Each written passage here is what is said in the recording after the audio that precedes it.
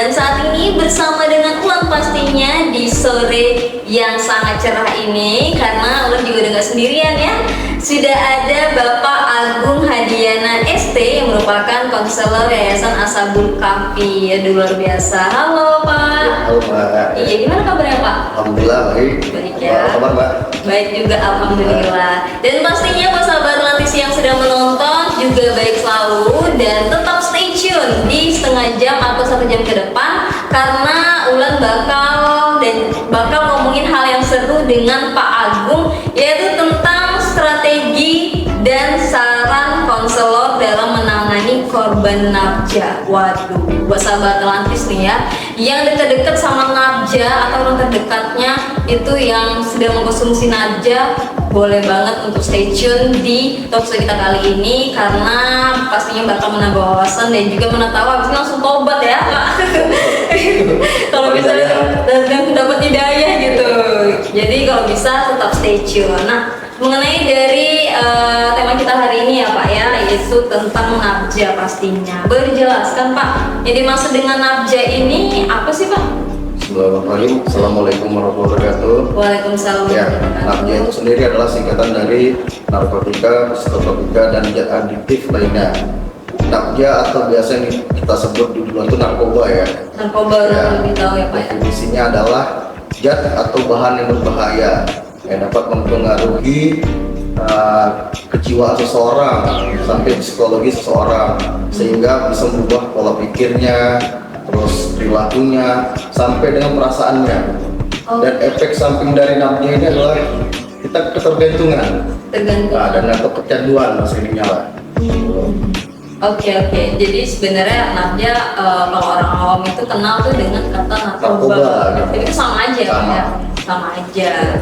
Nah, kalau gitu menurut Bapak sendiri, sebelum kita lebih jauh terjun ke dalam tema ini, bagaimana sih kondisi masalah tentang nafja dalam masyarakat saat ini Pak?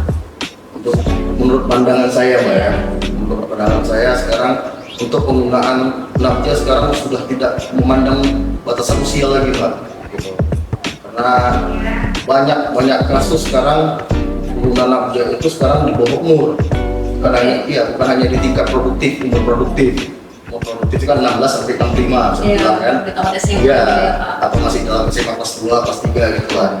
Tapi kalau zaman sekarang ini saya lihat 16 ke bawah juga udah kena gitu. Sudah mengonsumsi nafja atau narkoba itu. Sudah tahu hal seperti ini ya Pak ya. Mengenai hal ini, apakah menurut Bapak sebelumnya di zaman dulu itu memang sudah sangat tinggi sekarang misalnya mengenai nafja ini? Karena kan tadi kalau Bapak bilang sekarang umur yang lebih muda aja tuh udah konsumsi, sedangkan apakah dulu tuh memang sangat jarang yang lebih tua? Iya, kalau setahu saya dulu zaman yang bisa mendapat atau mengakses ya untuk memilih narkoba itu kalangan yang usia produktif gitu, yang 16 tahun ke atas atau yang mau udah tamat SMA gitu. Kalau bandel-bandel zaman dulu itu mungkin hanya sekedar minuman alkohol mungkin ya, untuk paling merokok mungkin zaman sekolah gitu. Tapi makin kemari saya lihat udah ada batas umur lagi, gampang untuk mengakses, untuk memilih narkoba itu gampang ya sekarang. Karena sepengetahuan saya Sumatera Utara ini termasuk yang paling besar untuk pengedaran dan penggunaan nafja. Iya.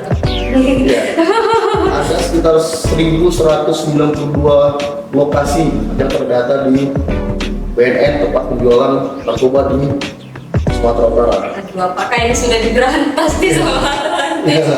Aduh, oke. Baik Pak, kalau misalnya mengenai dari nafja ini sendiri ya Pak, biasanya apa saja sih penyebab penyalahan guna nafja sehingga menimbulkan korban nafja ini Pak? Ada beberapa faktor mengapa seseorang memakai nafja. Mungkin beberapa faktornya, salah satunya mungkin faktor internal. Ada konflik pribadi antara diri dia dengan, bisa jadi dengan diri dia sendiri, atau dengan keluarga terdekat dia, misalkan dengan orang tua. Ketika mungkin salah satu contoh case-nya orang tuanya bercerai, dia tidak bisa menerima itu, pelariannya ke narkoba. Contohnya ingin senang, mengalihkannya gitu loh, mengalihkan perasaan kenapa sih orang tua bisa cerai gitu. Ya, ada juga faktor dari eksternal banyak. Kalau eksternalnya banyak dari lingkungan, gaya hidup, bisa jadi dari pertemanan kita bagaimana gitu. Jadi ya itu banyak faktor yang menyebabkan seseorang itu bisa memakai narkoba gitu.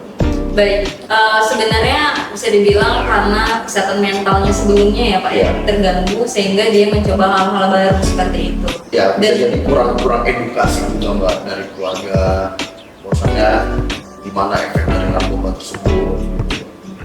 Kalau menurut Bapak sendiri, kalau ajakan seseorang di sekitarnya yang menyebabkan dia menggunakan nafsa ini bagaimana menurut Bapak?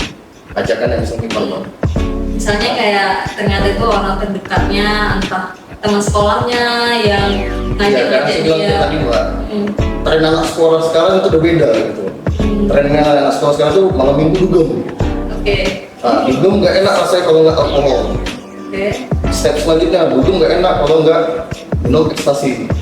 Gitu. Itu jadi gampang terpengaruh, itu sangat gampang gitu Mbak.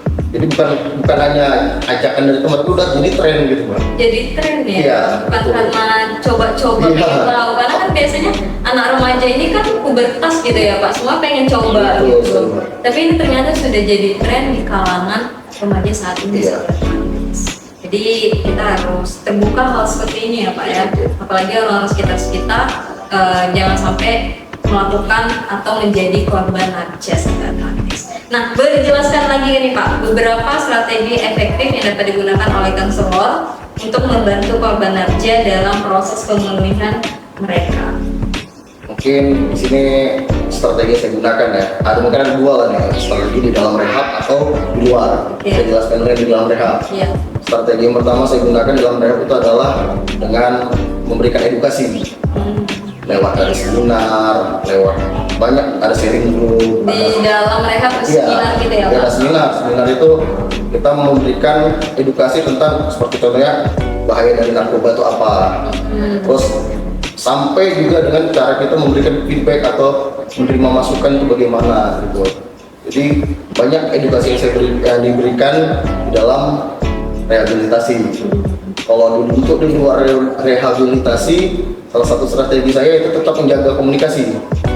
Nah, jadi misalkan klien saya ini setelah keluar dari rehab, dia mungkin belum percaya atau masih di stigma oleh keluarganya, belum bebas untuk ngomong. Ya, saya membolehkan dia untuk nelpon saya gitu, atau komunikasi tetap dijaga dengan saya, minimal untuk sharing gitu. Oke, baik Pak. Tadi itu mengenai strategi kalau di dalam rehab gitu ya Pak ya. Kalau di luar rehabnya Pak?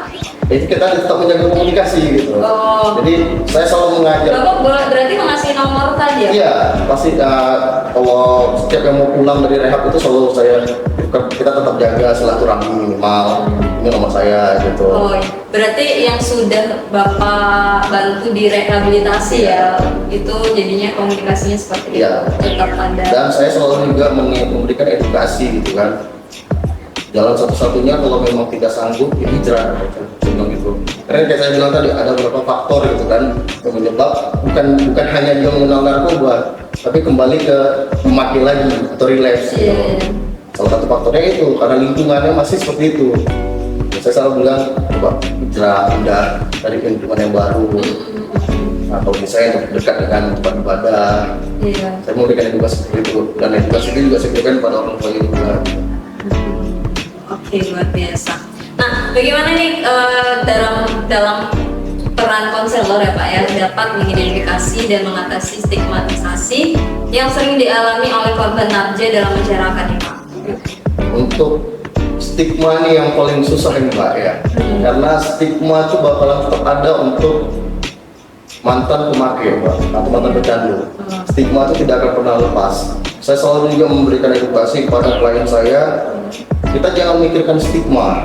Kita nggak bisa merubah sudut pandang orang itu terhadap kita. Yang kita bisa ubah itu cara perilaku kita, sehingga orang itu bisa membuat stigma positif ke kita gitu Pak. Jadi dengan salah satu caranya kita sholat 5 waktu masjid. Kita tidak lagi berkumpul dengan kawan-kawan yang negatif, menarik diri, lebih banyak menghabiskan waktu dengan keluarga. Salah satu cara yang saya edukasikan kepada klien saya gitu. Oke, itu salah satu strateginya gitu ya Pak ya. Dan cara kita mengatasi stigma dalam masyarakat kalau misalnya banyak korban-korban RJ ini yang bilang maaf tuh kayak mantan pemakai pecandu dan segala macam. Iya benar. Iya. Jadinya tuh keberadaan mereka tuh kurang didukung gitu ya Pak ya di lingkungan masing-masing. Tapi bagaimanapun seseorang itu pasti punya kesalahan, dan kalau orang yang sangat baik adalah orang yang bisa berubah dari 0 sampai 100 tuh sangat luar biasa. Iya. Seperti itu. Semua stigma tuh bakalan berubah menjadi positif seiring dengan perilaku kita yang baik. Selama kita masih menunjukkan perilaku yang baik, insya Allah pasti stigma itu bakalan berubah jadi negatif ke positif. Iya, betul sekali. Oke, nah lu mengingat ini buat sahabat Atlantis yang ingin bertanya, boleh banget langsung komen ya di kolom komentarnya di sini, karena bentar lagi Ulang bakal tanya-tanya, akan bacain yang sudah komen dan memberikan pertanyaan di live talk show-nya kita. Nah, saya nanya lagi nih ya Pak, yang mengenai dari Nafja ini, apakah ada pendekatan khusus yang perlu dipertimbangkan ketika bekerja dengan korban remaja? Dan metode penanganannya tuh berbeda nggak Pak? Kayak misalnya di usia yang mungkin saya nggak tahu ya, di Elsa Bekap itu ada yang belasan atau 20-an, 30-an, atau ternyata sudah udah punya cucu pun mungkin ya kan Pak gitu. Boleh dibantu dijelaskan? Jadi sebenarnya untuk usia memang kalau untuk di remaja ada pendekatan khusus, tapi saya kategorikan semua pemakai atau mantan pecandu ini mempunyai karakter masing-masing yang butuh dengan penanganan khusus masing-masing. Iya, setiap orang beda-beda ya. Orang berbeda gitu. Jadi belum tentu umurnya sama, misalkan Mbak 30, dan Mbak 30. Tapi efek samping, Saya pasti gitu. Oke. tapi efek saya alami dengan yang Mbak alami beda pasti gitu. Karena sifat dari narkoba ini tergantung gen kita Mbak gitu. Ada gen yang kuat bisa mampu tahan, ada yang enggak, gen yang kuat itulah terganggu pikirannya gitu kan. Jadi harus penanganannya berbeda-beda gitu. Terlebih untuk remaja. Contohnya gimana Pak? Remaja ini masih sangat labil Mbak gitu. Bisa dia menunjukkan sifat yang positif di depan teman-teman yang lain. Teman yang di satu Iya, satu rehab selada. Menunjukkan sifat yang positif. nurut gitu ya, Pak, nurut, ya. ya. Kita lihat sekilas mata, ya nah ini kok bagus gitu Iya, kan. iya. Tapi ternyata masih mudah terpengaruh. Keluarnya siapa? Dari yang usia gitu Mbak. Nah, Bisa gitu ya Pak ya? Iya, Padahal kan nggak kenal, terus satu rehab itu bisa saling mempengaruhi juga. bisa Mbak, sangat bisa. Karena di rehab itu kan ruang lingkupnya itu aja Mbak. Tidur bareng. Tidur bareng, ketemu dari bangun tidur sampai mau mata tertidur lagi, semuanya itu juga gitu kan. Jadi ya kalau nggak pinter-pinter, khususnya untuk remaja nih Mbak ya, remaja ya. Cuma kita harus ada pendekatan yang lebih. Kalau saya sih lebih enaknya diajak ngomong gitu Mbak. Kita kasih gambaran, kamu mau nggak umur sekian masih begini. Iya. Kita kasih sudut pandang Mbak gitu. Jadi untuk remaja saya biasanya kayak gitu. Ya, lebih pendekatannya lebih ke kita bawa cerita, kita bawa inilah pendekatan secara emosi lebih enak, lebih kita inilah Pak. Jadi Kita kalau pendekatan dengan remaja secara langsung atau privat berdua itu ada gitu ya? ada itu setiap, bukan hanya remaja tapi setiap klien itu mendapat hak konseling Mbak. Itu salah satu metode yang tadi juga untuk kita membuat orang itu inilah Mbak, ubah salah satu metode dengan cara konseling. Gitu. Oke, kalau itu remaja berarti kan belasan gitu ya Pak? Iya. Kalau umur 20-an atau 30-an atau udah lebih tua lagi, apalagi lebih tua dari Bapak Iya. gitu kan, itu gimana menangannya? Ya alhamdulillah kalau untuk yang lebih, kalau yang nggak lagi seumuran sama saya lebih enak saya nggak ngomongnya karena pola pikirnya sudah lebih. Tapi memang tadi yang saya bilang kalau umur yang sudah di atas kita ini yang merasa lebih Iya, lebih pengalaman tahu. hidupnya lebih banyak, menganggap saya masih bisa hidup kok walaupun saya makin narkoba. Itu kadang yang betul-betul kita kasih efek jerah dulu Mbak gitu. Kita harus jangan, kalau saya strategi saya Mbak ya, kita jangan buat dia tuh bangga diri. Misalkan kita tunjukkan udah buruk-buruknya gimana gitu, apa aja udah dihancurkan dia, apa aja keluarga dia gitu gimana. Ya insya Allah pelan-pelan dia bakalan down sendiri gitu Pak. Gitu. Ya.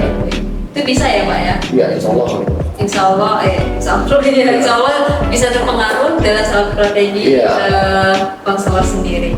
Oke, mengenai tadi korban nafsa ya sahabat Atlantis di berbagai usia.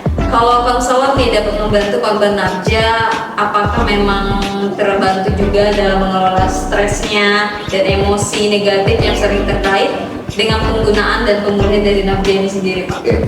Jadi untuk pengelolaan emosi itu Mbak, di dalam dunia rehabilitasi itu semua ada tempat-tempatnya Mbak. Seperti satu contohnya tempat kita sharing, biasa setiap pagi itu ada morning meeting. Kita tuh sharing tentang gimana sih pengalaman kita, rasa kita dalam satu hari ini. Gitu. Itu kalau nggak ada yang ngomong boleh Pak? Tapi rata-rata ngomong itu semua Mbak gitu. Iya. Walaupun hanya sekedar perasaan saya baik, baiknya karena masih bisa menjalani ibadah. Biasanya itu diajarkan gitu, dibuat terbiasa gitu Pak. Terus ya untuk malamnya juga ada wrap up atau penutup lah gitu, penutup. Ya itu untuk menggambarkan perasaan dalam satu hari setelah dijalaninya, setelah morning meeting. Biasanya di wrap up itu banyak, mungkin dalam satu hari itu dia ada yang rindu sama keluarga. Nanti teman-temannya juga yang ngasih feedback. Gitu. Misalkan di feedbacknya karena rindu dengan keluarga, gitu kan. Temannya ngasih feedback ya, coba kirim doa, banyak doa. Nah itu salah satunya. Kalau yang emosi, gitu. Misalnya ada gesekan antara saya sama Mbak di dalam rehab, gitu kan. Ada grupnya tersendiri.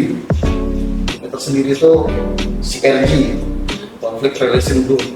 Jadi di situ dia ditetapkan depan-depanan sama orang yang dia tidak suka itu dengan bahasa yang proper. Tahunya dari yayasan mereka di saat itu lagi ada yang nggak suka itu dari mana Pak? Dari data? Iya, kita selalu memberikan orang itu peringatan bahkan Pak. Itu awareness keras. Setiap kita ada feeling, misalkan klien ada feeling dengan klien lain, jangan langsung pecah di situ. Tapi kita berusaha untuk buat orang tuh ngontrol dulu, untuk feeling, diselesaikan di dalam grupnya tuh gitu. Nah, jadi itu kami lakukan dengan harapan saat mereka keluar nanti, mereka betul-betul bisa di saat menghadapi masalah, saat tidak betul-betul marah, walaupun bisa berpikir dua kali dan menyampaikan pada tempatnya gitu. Iya. Jadi latihan di rehab terlebih dahulu ya Pak ya. Dibiasakan diri gitu loh. Walaupun ada konflik, karena kita nggak tahu kalau udah keluar dari rehab, ada aja tuh pasti nggak suka sama dianya gitu. Misalnya jadi nganggap kayak di kami kan khusus rehab religi ya, Islami gitu. Kami juga selalu mengajarkan saat kita emosi itu seperti tuntunan dalam memang kita sholat, mulai wudhu, sholat, gitu. Kalau kita emosi kali gitu. Karena selalu mengajarkan kita seperti itu. Gitu. Oke, nah bagaimana nih Pak untuk dari konselor sendiri dapat menciptakan lingkungan yang aman dan mendukung bagi korban nafsa untuk berbagi pengalaman mereka? Ini tadi ada Bapak penjelasan juga ya. Kalau untuk di dalam rehabilitasi, insya Allah lingkungan itu masih aman Pak. Ya semua ada, saya bilang tadi semua ada tempatnya.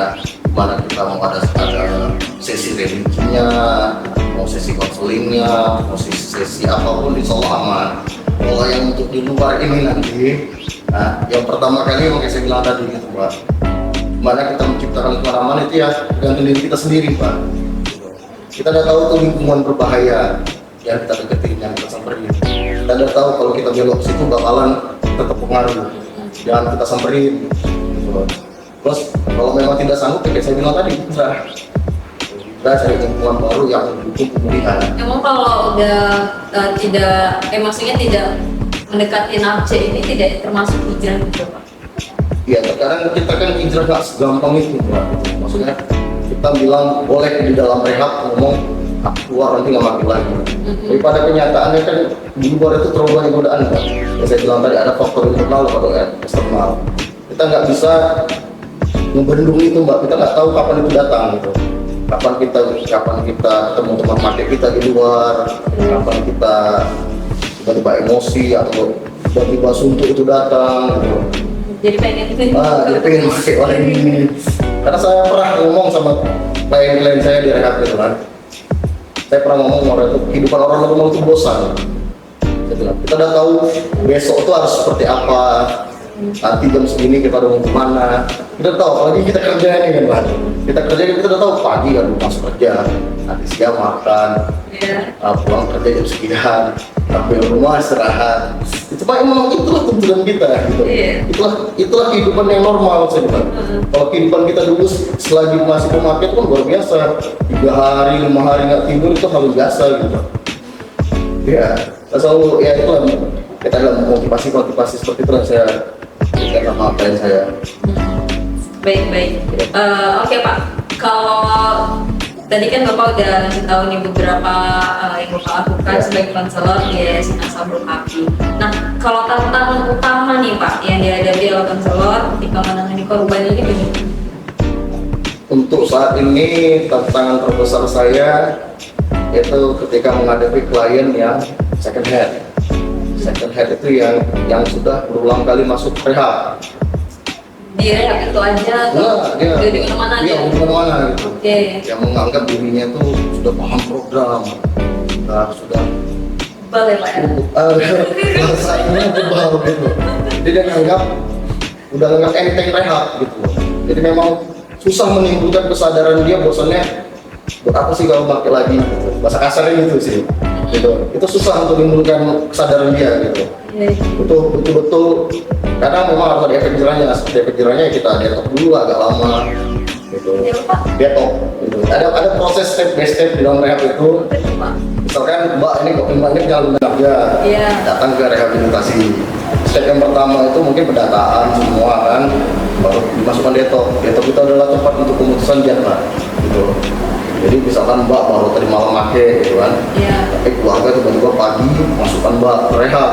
Masih ada lah ya. Bahkan pengaruh dari narkoba itu masih ada. Di detoksifikasi itulah Pak, diputus Mbak. Jadi bagaimana tuh caranya Pak? Mana tahu sahabat nanti saja. Kalau di rehabilitasi itu ada ruangan tersendiri Mbak. Dikurung gitu? Iya, dikurung ya. Jadi itu pakai yang jerjak gitu Mbak. Iya, yang kayak di penjara gitu. Iya, gitu. Jadi memang untuk full jerjak khusus dibuat memang untuk ruang detox Mbak. Gitu. Jadi nanti detoksifikasi misalkan 1 minggu baru masuk lagi dia tahap stabilisasi. Stabilisasi itu tahap dia betul-betul mulai ada efek narkoba itu hilang. Jadi mulailah timbul kesadaran dia bahwasannya bisa diajak ngomong gitu Mbak. Nah, biasanya kalau orang lagi tinggi kayak gitu susah kita ngomong. Ya, masih ngomongannya masih ngelantur, masih banyak bohongnya gitu. Di detox itu kira-kira tadi berapa lama Pak? Tergantung progresnya Mbak. Tergantung dia. Kita nggak bisa menentukan ini si A ini sekian, kita nggak bisa menentukan itu. Tergantung progres yang dia tunjukkan. Baik, itu tadi mengenai korban aja ya Pak ya. Kalau misalnya memang beberapa tuh ada yang sudah sering banget masuk rehabilitasi, tapi itu sebagai tantangan Bapak gimana Bapak menangani hal tersebut. Nah, boleh nggak salah satu caranya yang mungkin bisa Bapak berhasil nih orang yang seperti itu Pak gitu, dan akhirnya bisa nurut atau bagaimana? Ya, saya bilang tadi saya selalu memberikan efek jerahnya Mbak, gitu Mbak. Efek jerahnya itu saya menjatuhkan mentalnya dulu. Menjatuhkan mentalnya dengan cara ya, saya mau tanya sih apa sih yang udah didapat dia dari narkoba itu, gitu. Sehingga dia mau berubah, mau berhenti gitu. Kenapa sih masih kulik-kulik lagi? Iya, kenapa sih masih memakai terus gitu. Saya ya kadang juga kita libatkan keluarga juga lah gitu kan Mbak. Gak kasihan sama keluarga gitu, edukasi gitu lah Mbak gitu. Cuma memang terkadang yang second hand ini gitu Mbak, banyak yang masih pakai topeng gitu. Iya. Jadi itulah tantangan tersendirinya gitu Mbak gitu. Oke, baik. Semoga ini maksud-maksudnya Bapak mendengarkan ya. Nggak boleh mendengarkan honor itu. Oh iya ya. Nggak boleh. Nggak boleh. Oke. Baik. Itu tadi mengenai tantangan utama ya sahabat romantis. Nah kalau gitu Ulang mau bacain deh yang udah bergabung di live IG-nya Klinik Atlantis dan sudah memberikan pertanyaan-pertanyaan. Apakah ada? Oke, ini lo bacain ya. Ada darinya Arif Sahrul Raji, Pak. Katanya, bagaimana mengetahui diri seseorang dia seorang pemakai narkoba atau tidak? Bisa dijelaskan? Iya. Untuk ciri-cirinya itu polanya biasa sama Mbak, ya. Mungkin dari pola tidurnya sudah tidak teratur. Pola tidurnya biasa itu pemakai narkoba itu terutama yang lagi hits ini sekarang sabu-sabu Mbak ya. Sabu-sabu itu punya efek dia nggak bisa tidur, nggak bisa makan. Jadi biasanya pola tidur, pola makan terganggu. Jadi biasanya yang makan 3 hari sehari bisa 3 hari nggak makan. 3 hari nggak makan, Iya. bukannya bukan Biasa sehari 3 kali. Tapi karena efek dari pemakaian sabu, apalagi dia pemakaian rutin gitu kan. Pak, nggak makan itu dia nggak makan nasi atau Nggak makan Mbak, jadi mulut nggak jajan makan. juga nggak makan? Mulut ini rasanya ambar Mbak. Iya, beda. Nggak sakit perut deh itu. Iya, beda. Itulah efeknya Mbak. Efek Iya. sampingnya seperti itu gitu. Nah, bawaannya mau kerja terus gitu. Ya, Aktivitas Mbak, aktivitas apapun dilakukannya itu Mbak. Gitu. oke. Ya, itu efek dari penggunaan sabu gitu. Makanya pola makan terganggu, pola tidur terganggu. Perilaku pun itu biasa marah-marah Mbak. Marah-marah, itu marah-marah. Ya, Kekerasan. ya bisa mencondong ke arah kekerasan Mbak, gitu. Apalagi yang sudah berumah tangga gitu. Jadi bisa Mbak menjurus ke KDRT gitu. Dan yang mungkin yang paling nampak lagi seperti uang itu nggak nampak Mbak. Ciri-cirinya habis saja. Walaupun dia kerja, tiba-tiba ini kajian tanggal 1, di tanggal 10 dia udah utang mana sini. Ya, apalagi sekarang efek dari narkoba itu luar biasa Mbak. Sudah satu paket dengan judi. Biasa makin narkoba itu sudah paket itu judi online dan slot segala macam. Jadi double efeknya Mbak. Gitu. Uang berapapun yang ada di kantong itu nggak cukup. Karena nggak cukup, ujung-ujungnya apa? Mulai kehilangan di rumah. Kehilangan? Hilang barang, hilang uang, mulai menggadai-gadai. Itu salah satu yang kayak ditanyakan tadi gitu. Gimana kita bisa melihat orang itu sudah terkena narkoba gitu kan? Itu salah satu ininya yang bisa kita nilai gitu. Ini kasat matanya aja lah gitu Mbak. Iya, baik. Iya. Oke. Jadi apa tadi? Jadi itu salah satu ciri-ciri ya, Iya. Pak ya, kalau misalnya Biasanya dia juga suka menarik diri. Biasanya kamu keramaian. ini kita harus untuk keluarga gitu kan. Makan malam kan, biasanya dia nggak mau makan malam bersama lagi. Nggak gitu. mau bareng-bareng Iya, keluarga gitu ya, udah Pak nggak ya? mau, udah menyendiri aja lah kalau ada di kamar, ada sibuk main game. Ya, Yang udah tua tuh kayak gitu juga, Pak? Kira-kira? sama sih Mbak, ya, Sama ya? sama ya. Baik. Berarti itu salah satu ciri-cirinya nih sahabat Atlantis. Kalau misalnya itu salah satu ciri-ciri yang tadi yang sudah disampaikan sama Pak Agung, dan semoga tadi pertanyaan dari Bapak Arif menjawab ya.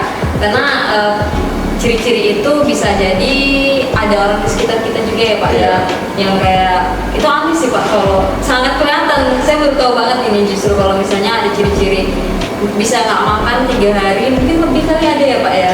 Ada gitu, kalau dia konsumsi narkobanya tiap hari ya bakalan kemungkinan Kita besar jadi kenyang ya setelah makan. nafsu makan itu ditekan Mbak. Ibaratnya diet instan itu Mbak. Iya ya. Diet instan gitu.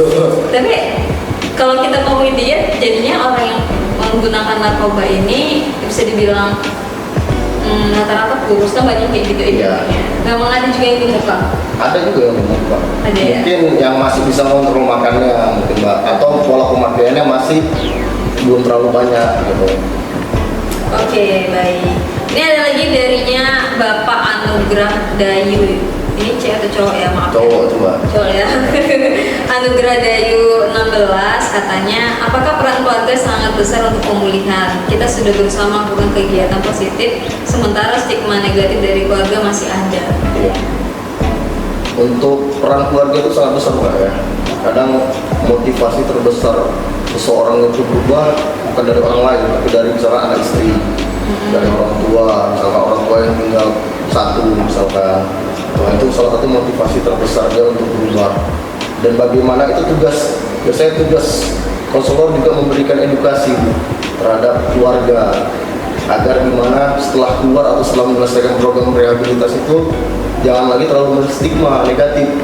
Kadang orang tua ini agak susah, masalah itu agak susah karena efek trauma itu besar gitu mbak. Iya. Ya, karena efek trauma itu besar, pulang aja jam 9 lewat udah atau searching dari internet apa bahayanya begini, dan hilangkan rasa pingin tahu tentang rasa narkoba itu, hilangkan. Jangan ikut tren gara-gara kawan begini kita ikut aja begini, jangan. Tidak salah selalu datang belakangan. Coba saya pesan saya pak. Baik, gitu aja ya Pak ya. Iya. Cukup ya. Semoga dari materi yang sudah disampaikan oleh Bapak Agung, Iya. sahabat Rantis juga mendengarkan, dan mungkin yang sedang lagi nonton juga di dalam lingkungan Nabja atau kamu sendiri adalah pemakai Nabja, sahabat Rantis, ya cepat-cepatlah bertobat ya Pak ya. Atau minimal bawa ke rehabilitasi. Iya benar, kalau kamu tidak bisa mengatasi Iya. diri sendiri itu jangan ragu untuk datang ke rehabilitasi, apalagi juga menemukan psikolog atau psikiater terlebih dahulu ya Iya. Pak, kalau misalnya benar-benar membutuhkan seseorang atau yang ahli di bidangnya, sahabat Rantis. Jangan malu. Iya benar. Nah kalau gitu buat sahabat Atlantis bisa berkunjung ke Yayasan Ashabul Kahfi atau bisa berkunjung ke Klinik Atlantis ya sahabat Atlantis. Kalau gitu untuk sahabat Atlantis yang sudah juga bergabung di talkshow kita kali ini, terima kasih banget sudah stay tune dan juga sudah memberikan pertanyaan. Buat Bapak terima kasih Iya, banyak ya iya, Pak iya. Agung yang sudah menjadi narasumber kita di talkshow kali ini. Kalau gitu kita tutup untuk talkshow-nya. Selamat sore, bye bye.